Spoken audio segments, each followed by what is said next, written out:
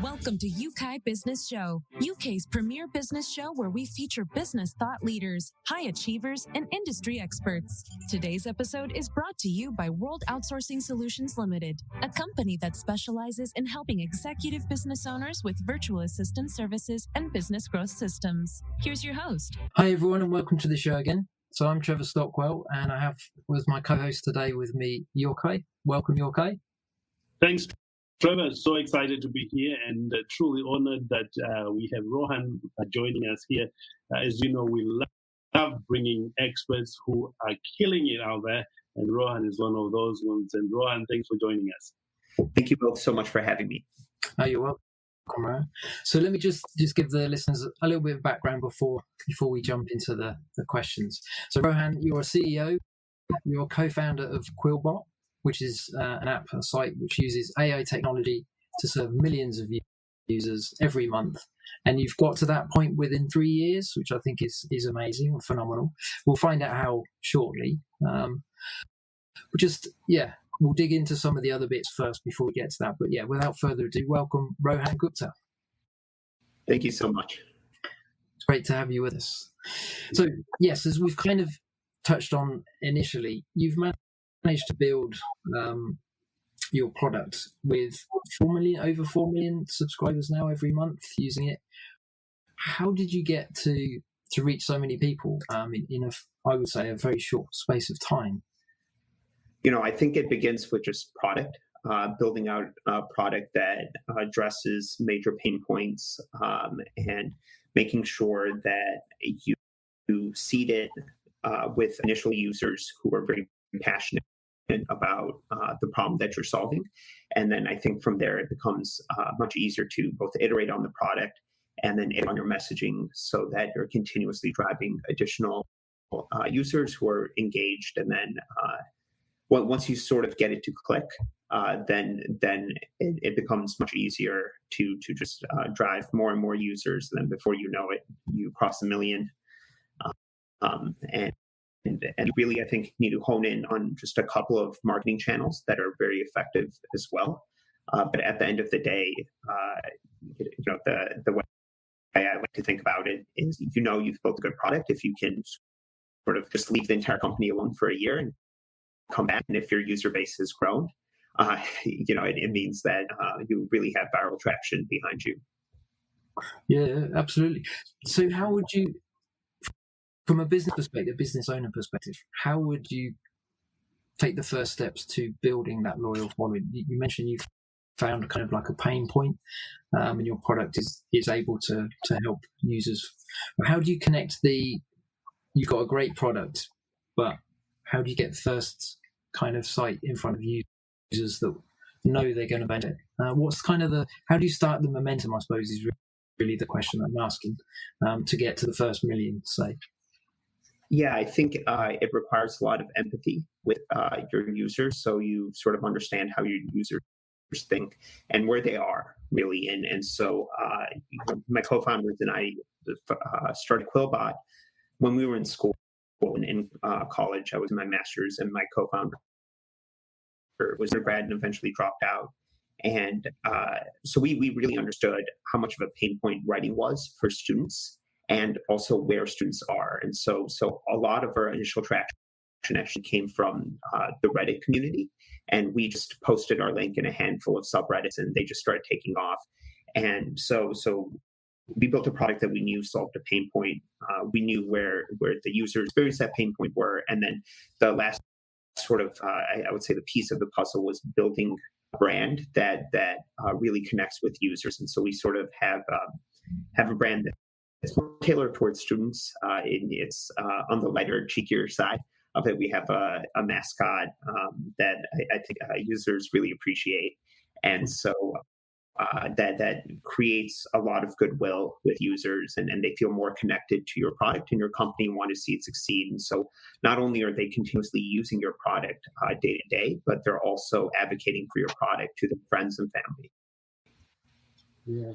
What I find amazing, and I get this mostly during this conversation with some outstanding individuals like you, is you created something that you personally can use, something that you truly understand what people need. And again, for those who are listening, this is a massive learning point. I wish somebody had pointed this out to me, earlier on in my career, that if you want to create something that says people, look inside, how can this serve you, make your life better right where you are?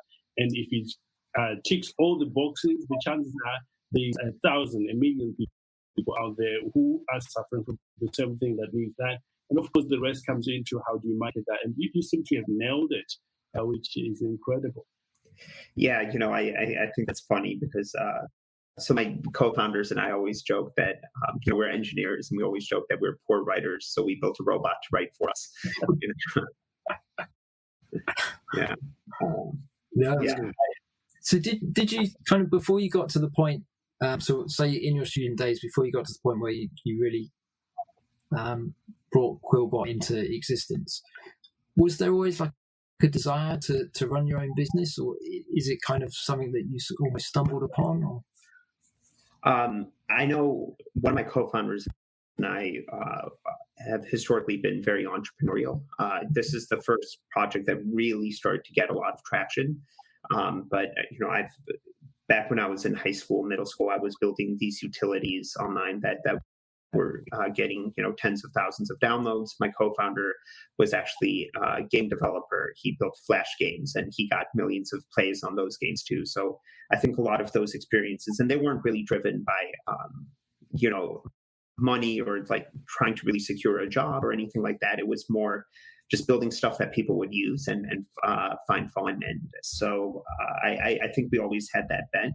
And then closer to when we were graduating college, I think it started to really sink into us that either we need to find a job or actually turn a business or turn something into a business. And I think both my co-founder and I wouldn't do well in corporate America, so we decided to just start our own business. No, that's great. No, that makes a lot of sense. So would you say then, if your first couple of endeavors as well also gained a lot of traction, although it's a slightly different sort of direction that you went then, are there clues that you could share with our listeners that have kind of transferred from your experiences then and now what you're using in QuillBot to gain the momentum that you are? I know in the sense you've touched on that it's meeting a need, but how do you, because there's business owners out there that are frustrated that they have a great product or service that they offer, but there's not a connect with building a tribe to the level that they want, and I think that's what they're struggling with. So have you got any clues or hints, secrets that you could share with us that would kind of maybe help them progress things a bit faster? I think there's a lot of intuition that goes into it that's been built up from experience, and a lot of that comes from seeing very subtle signs on if you're gaining traction. And, oftentimes your product or feature might be very close to clicking, but it could just take a small tweak here or there. And it's really recognizing those subtle clues. So seeing, I like to view it from the lens of a funnel. And so if you drive 1,000 users to your product, but they don't retain, but you get some feedback indicating that you're sort of close to solving the problem, but not quite there, then I think that gives you a lot of ammunition to go back and iterate on your product and really get your retention to click. Now, if you're driving 1,000 users to your product and they're all retaining, where you have really high retention, but you're not really, your user base isn't really increasing, then, the part of your funnel that you really need to look at is your top of funnel and making sure you're marketing properly. And sometimes I see, so for example, we really tried to do Facebook marketing and it has just been abysmal for us. Facebook marketing just does not work. In our primary demographic are students. Very few students are on Facebook. And so sometimes you can't just use a normal playbook that you find online or find from talking to folks. You really need to tailor the playbook to your product and to your market. Then, so sometimes you're driving users and they're not retaining, but that's because you're driving the wrong kind of users. And if you switch up your channel or switch up your top of funnel messaging, then you can get it to click. And so there's so many levers you can pull. And I think just running the experiments and building up that experience so you can have that intuition on what levers you should be pulling in order to get the entire product and user life cycle to really click. I think is my best advice. And there's no silver bullets here. Absolutely. If I could add on that, Trevor, if I may, I discovered that experience is one of the best teachers you can have. When you are doing this thing and you look at the feedback that you're getting and adjust accordingly, if you're flexible enough, you will survive. But if you sort of like adamant, this is my goal, this is where I want to be, and you are inflexible, you will probably be out of business. But if you're one of them that look at the feedback, you analyze, are we doing that? This is that the people asking. You are going to be in business for a long run. Is it easy? Of course, it's not easy. But you learn as part of the process. And I love exactly what Rohan is sharing with us here.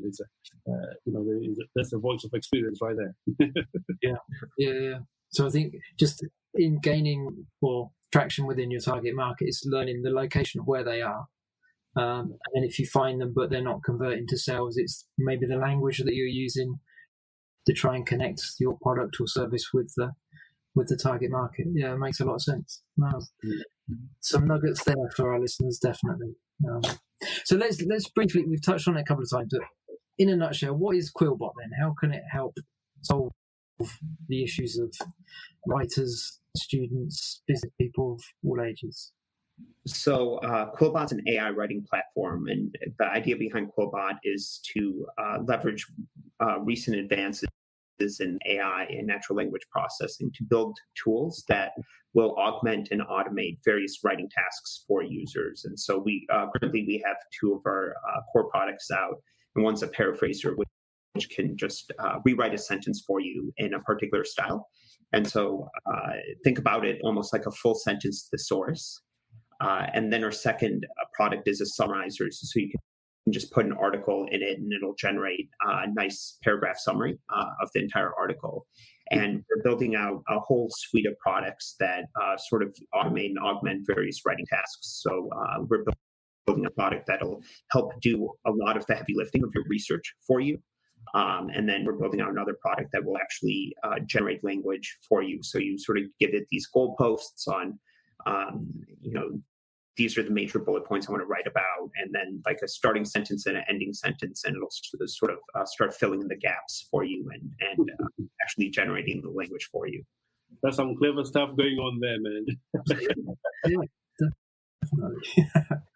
So could you, in sensing, could I take like maybe an interview that I've done, put it in there, the AI would kind of boil it down to a very short paragraph, kind of golden paragraph or so that I could then use in some of the social media or promotional elements?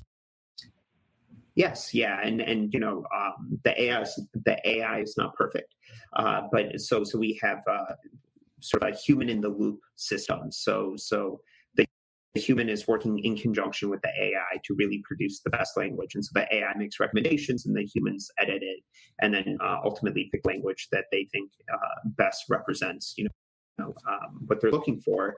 And actually all of those micro interactions with the platform we use as training data to further educate the AI and create a feedback loop to constantly be improving the intelligence of the AI over time. Okay. Yeah. It's kind of reassuring there that there's a human element still involved. I like that just from a personal perspective. I think that's a good place to be. Teamwork, isn't it, really? I think. Yeah. I think writing is just a medium to communicate your personal viewpoint. And at the end of the day, there's no AI that has lived your experiences and can communicate your viewpoint. So we think at the end of the day, no matter how much AI is augmenting or automating some of these tasks, the human element is essential because out of all of the podcast hosts, there are listeners tune in to listen to your viewpoints and to your guests' viewpoints, and I think that's it's very critical. So we sort of view ourselves as like a calculator for writing, if you will. So you still need a human to punch in the numbers. Yeah. Nice way of putting it. That's a really good way of putting it. Yeah. So would you? Are there kind of what I'm thinking is scalability. So you're now at kind of 4 million or so subscribers. Well done, by the way. Congratulations on that. It's no small feat. Yeah. Obviously, it shows there's a product that works well. It's meeting a need. What was some of the challenges maybe from your first 1,000, 2,000 to get to the million, to the 4 million, and what sort of, or is it just easy? You just your list just gets big. People just subscribe. Is it that straightforward? I wouldn't call it easy, and sort of if you zoom out, you'll see a nice like exponential curve. But if you zoom in, that was not the situation. You're always worried about, is the next user going to be coming in? We're sort of cyclical in nature. Our users are students, so we have summer break and winter break heavily impacting our user numbers, and that's always distressing, seeing your user numbers going down, even though they'll reliably come back. So we encountered different problems at every sort of stage. My co-founder and I think have a natural marketing growth hacking mindset, and we're quite good at guerrilla marketing, and so out the gate, we went really hard on the marketing side, and then we didn't properly set up our analytics infrastructure on the product itself. And then 6 months, a year later, we realized, all right, we have a retention problem. Our users aren't actually retaining, and it's sort of shifting the mindset from marketing to growth. And understanding where your leaky bucket really is. And so we realized it was new user retention, and we really needed to double down on the quality. And the AI was still pretty early and premature. It wasn't quite at the proficiency that was helpful to a lot of users. It was helpful to some. And so really upping that proficiency started to improve our retention. And then we started to realize that, all right, every time we drive 5 users, now we're retaining 3 of them instead of only 1 of them. And that really improves our exponential growth. And so it's been just sort of unlocking those insights over time. And then another really big sort of insight for us was organic search and optimizing the site to actually rank well for some search terms that have high intent for a product, and that when we realized that, that's when it started to really click, because all of our users that were going to the site were very qualified, if that makes sense. Yeah. Okay, so many sleepless nights in the process of shifting from the marketing to the understanding the analytics and then addressing that. What would what would be if somebody's in that position where they're reaching a lot of people initially, but they're not retaining the new users? Maybe it's not so much the AI learning thing within their service or the product that they've got. What would be something that maybe you've learned from that you would change, or some advice that you would give people that are in that position where it's the retention side of it that is the issue rather than the initial reach out? I suppose looking at the figures is one of the things you said about seeing what, if there's trends within seasons, then you realise why those dips happen. But is there any other lessons that you could share? Yeah, a couple of nuggets of insight. One, talking to users is huge. I think the numbers tell a story, but you don't really understand what's going on without actually getting a long-form conversation with users beyond just a survey. So I think that was really important.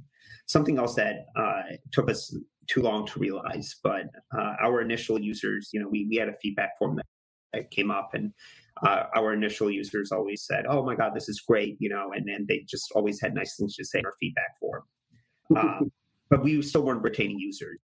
And we were kind of curious why. And then our AI got to a proficiency where actually people started complaining a lot, and people were like, "Oh, this is horrible! Like, why?" When they started complaining, I think it really clicked for us that we're actually close. So our early adopters loved the product in its current form, but then when it started to get good enough, people actually bothered to complain because they saw the potential there, and it wasn't quite meeting the potential, and so they actually started to complain because it was actually constructive criticism, and when users started to complain, that's when we really started to get the insights on the features and where to focus on in terms of the technology to get to a point where those users who were complaining would actually retain. So I think that was really important, is if you're only seeing positive signals in your user interactions, there's probably something wrong, especially if you're wrong. Yeah, because you always need an opportunity to develop, don't you? And complaints for us really is a positive feedback and give an element to grow and something to look forward to. And I was talking to one gentleman here. He said, "Oh, I love complaints because they give me a challenge to overcome." As entrepreneurs, we are always overcoming challenges, be it a problem that your customer is having, a problem that is disturbing your ideal client. You want to go and conquer that. And as an entrepreneur, just accepting constructive feedback or complaints. What a gift! What a gift! It makes you better and stronger. Yeah, you'll be able to serve people at the next level. Yeah, I completely agree.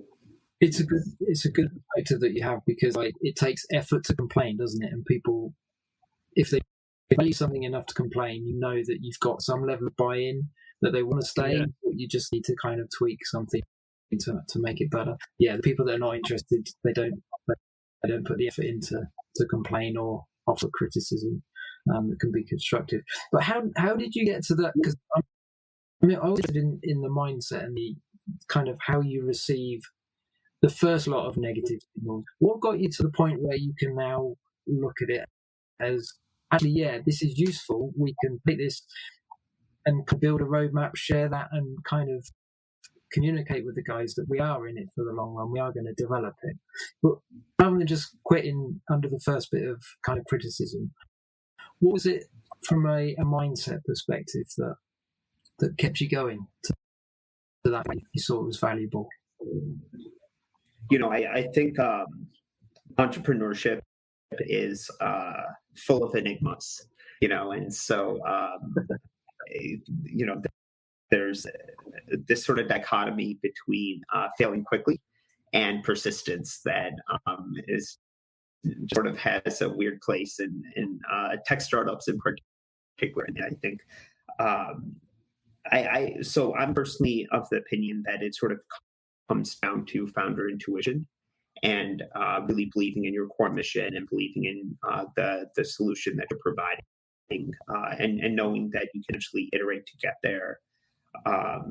And so sort of maximizing the amount of feedback channels that you have, so like analytics is one, et cetera. And so I think that those feedback channels can give you the granular insights that, all right, there's something here, but it quite hasn't clicked, versus I'm producing a solution to a problem that doesn't exist. And I think those being able to discern which path you're on is extremely important for founders. And so and then I think on the persistence side, I think it's just the temperament of founders as well. I think persistence is sort of a common thread among pretty much every entrepreneur. And if you read the books and listen to the talks from the great entrepreneurs, even the most successful companies have gone through very painful periods, and I think that's been true of us, as well as startups that have less traction or earlier, or startups that are much later and have had far more traction than we have. And so I think you just need to have that mindset. If I just add on that, Trevor and Rohan, really is for us as entrepreneurs, the word quit really has no place in our lives. We carry on. If the going gets hard, you take a temporary rest, but you don't quit. Whatever you do, you just keep going, because it is when you quit, that's when you really fail.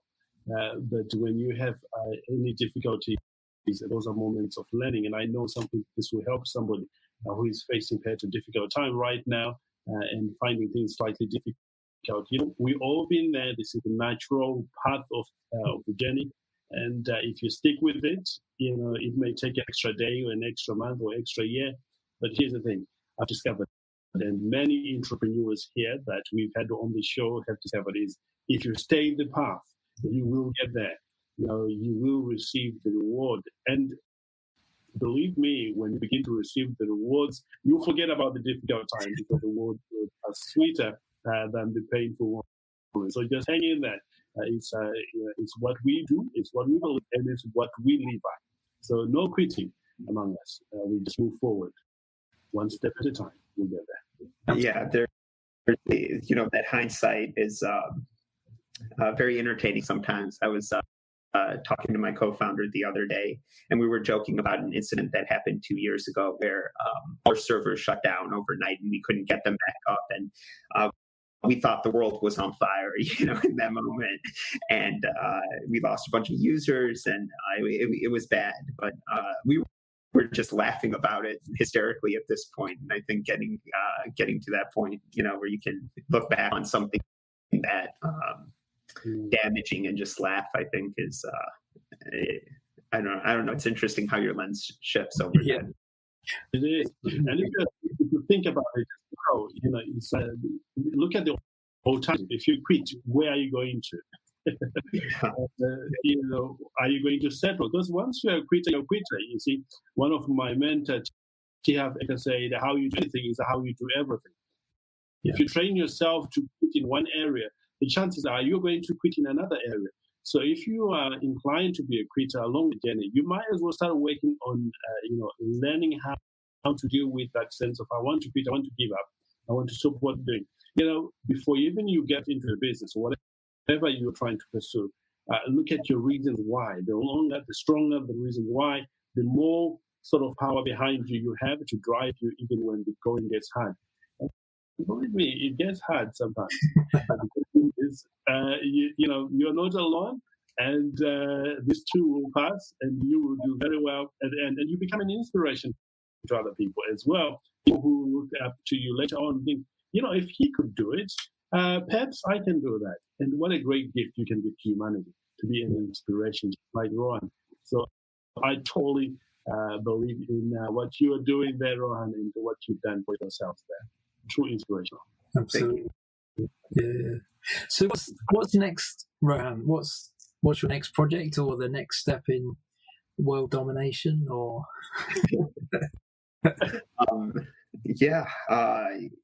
right now we're heads down on building a full product here, and really turning this into an end-to-end solution for writing. And I don't think I'll personally or my co-founders really be satisfied until we accomplish that. And so it's a lot of building from here on out, and trying to avoid the shiny distractions is another thing that historically has definitely set us back, and that's just the last sort of insight I have, is that early on, especially when we bootstrapped pretty heavily until we got our venture funding, we bootstrapped for over 2 years, and it took me a while to realize that the most valuable resource that we have is not actually capital, it's time. And what you can do to sort of speed up your growth curve and decrease the amount of time it takes to accomplish a goal is really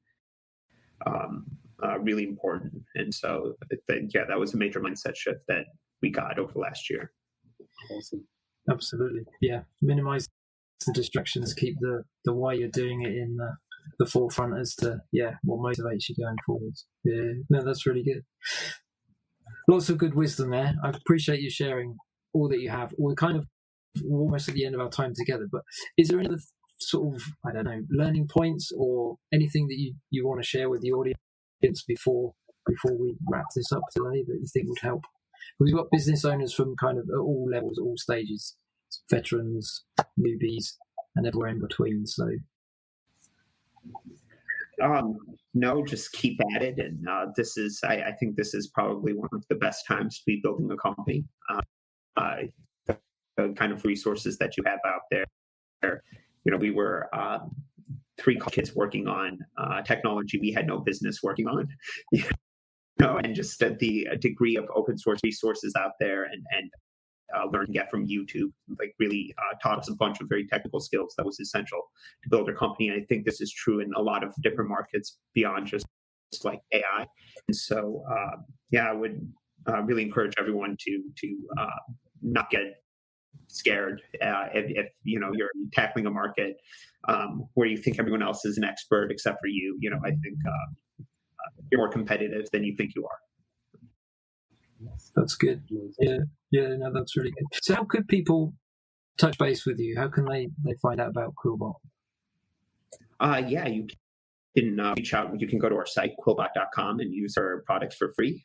You can email at rohan@quillbot.com if you want. I'll answer my emails. And you can reach out to me on LinkedIn and any social media platform. Okay, I like that. I answer most of my emails. That's a wise statement. Yes. No, that's brilliant. Yeukai, did you have any other questions just before we close this out? No, just thank you again for having me. Okay, awesome. No, it's great. Well, it's been an absolute pleasure having you, Rohan, and loved your knowledge. And we want to wish you success in endeavor, and certainly would love to have you come back on the show and talk about your success, how you're marketing, inspire business owners in our audience here. The more we inspire, the more we get the word out there, the more things happen for us. So thanks again for being here on the show. Back to you, Trevor. Absolutely. And thanks to all our listeners for tuning in to another episode. There's lots that you can take from that and progress how you're doing what you're doing. A lot of learning from it. So check out QuillBot, definitely. Get in touch, make use of the product. It's a great thing to use. And we'll catch everybody on the next episode. So thanks very much. Thanks again, Rohan. Thanks, Yeukai. Goodbye. Thank you. Thank you, guys. Thank you. Thank you. Thank you for listening to Yeukai Business Show. We will be back to bring you more episodes with success stories and advice straight from the experts. Want more? Check out www.yukaibusinessshow.com. Get your free trial of our virtual assistant service today. Just visit www.worldoutsourcingsolutions.com. Quote WOS18 or send us an email at support@worldoutsourcingsolutions.com.